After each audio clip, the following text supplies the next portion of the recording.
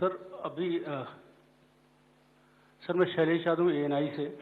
अभी हाल ही में चुनाव संपन्न हुए हैं जम्मू कश्मीर और हरियाणा में, और लोकसभा इलेक्शन के बाद देखा गया है कि एग्जिट पोल जो हैं एकदम उल्टे रहे हैं या जो है एकदम गलत साबित हुए हैं।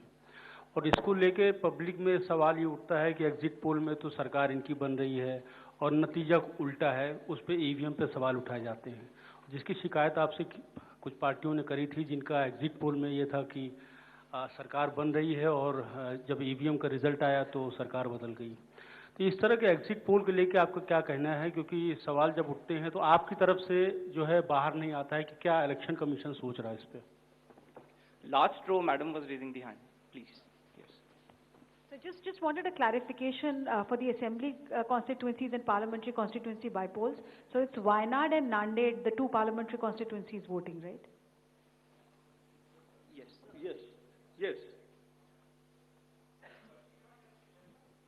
There is a EP. There is a EP pending. Yeah. Gentlemen in the, yes, please. Sir I am Sandeep Rajgolkar from TV9 Marathi.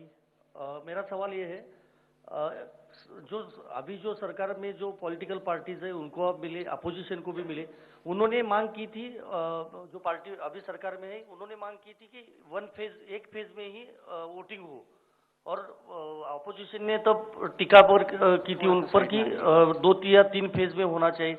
तो उनकी मांग थी इसलिए किया क्योंकि छोटा हो के भी झारखंड में वहाँ पे 2 फेज है और महाराष्ट्र में 1 ही फेज है। We have gentlemen in the first row, please. Good evening sir. सामने sir.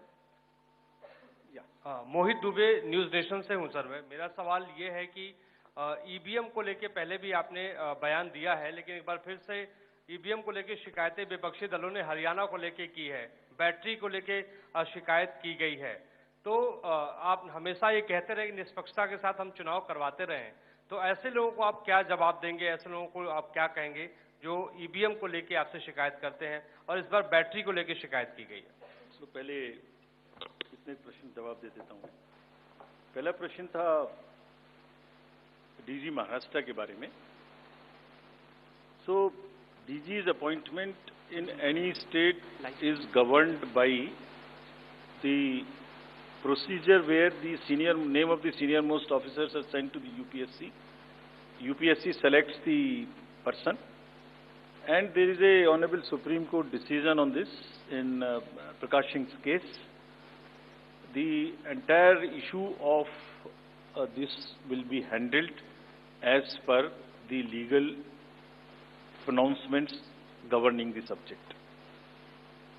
This name has been cleared by UPSC, but however, exactly what has been dictated, what has been ordered in this Honorable Supreme Court's order, this case will be handled according to that. Somebody asked about 2 phases in Jharkhand and 1 phase in Maharashtra. Do you remember how many phases were in Jharkhand last time? 5. And now you are asking about 2 also. There are factors in Jharkhand which are about the Naxal areas and others. There are concerns, therefore there are 2, and Maharashtra was 1, it is 1. Exit polls. Actually, I didn't want to touch this subject, but since you are asking.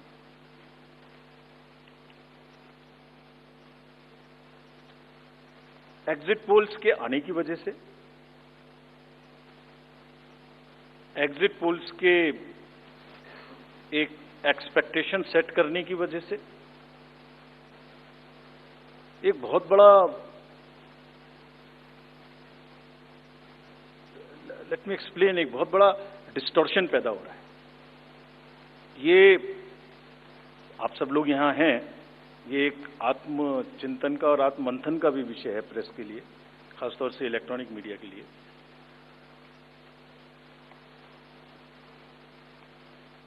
पिछले कुछ election से 2-3 चीजें एक साथ हो रही हैं, अगर हम उसको पूरे कैनवस को एक साथ देखें तो, और ये सबके लिए समझना जरूरी है। पहले एक एग्जिट पोल आता है जिसकी हम उसको गवर्न नहीं करते,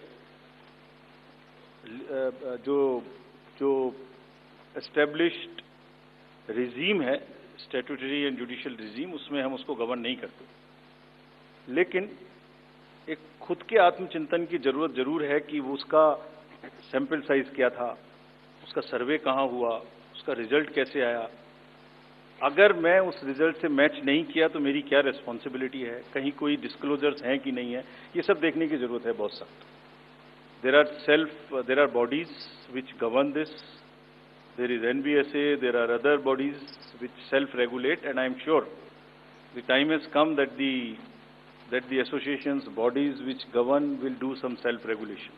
Because इसी से जुड़ा हुआ दूसरा विषय है जो कि बहुत ही इंपॉर्टेंट है।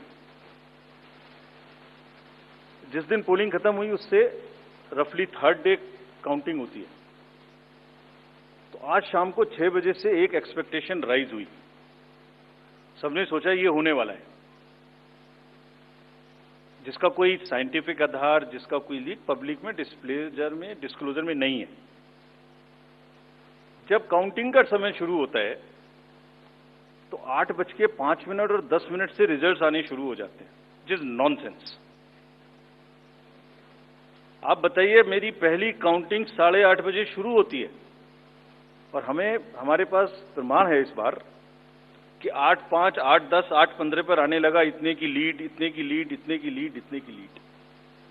ऐसा तो नहीं है, I am just posing question, we are not gone into this, but ऐसा तो नहीं है कि एग्जिट पोल को जस्टिफाई करने के लिए वो शुरू में ट्रेंड्स आ गए कि हमने तो ऐसा कहा था, वैसे ही ट्रेंड हो रहा है, बाद में जो होगा वो होगा। और अचानक से पहला रिजल्ट एक राउंड का 8:30 बजे जब काउंटिंग शुरू हो रही है तो 9 बजने में 10 मिनट, 9 बजने में 5 मिनट से पहले 20 मिनट भी लगेंगे एक राउंड में, तो आ ही नहीं सकता।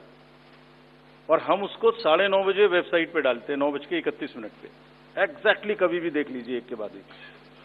9:30 पे हम उसको अपनी वेबसाइट पे डालते हैं, फिर 11:30 पे डालते हैं, फिर 1:30 पे डालते हैं। चलिए, आपके कोई कॉरेस्पॉन्डेंट वहां मौजूद थे, उन्होंने पहले बता दिया। प्रोसेस काउंटिंग में रिजल्ट को स्क्रीन पे दिखाना पड़ता है, एजेंट के साइन लेने पड़ते हैं, ऑब्जर्वर से जस्टिफाई कराना पड़ता है, तो ऑफिशियल साइट पे आने में आधा घंटा लग सकता है। लेकिन 9 बजे से 9 बजने में 10 मिनट से पहले कैसे आते हैं? और उससे क्या होता है, एक तो एक्सपेक्टेशन है एग्जिट पोल्स की, उसके बाद 8:45 बजे तक मैंने दिखा दिया उसी के मापदंड से कि वो लीड कर रहे हैं लोग। तो वास्तविक रूप से जब वो एक्चुअल रिजल्ट्स आने शुरू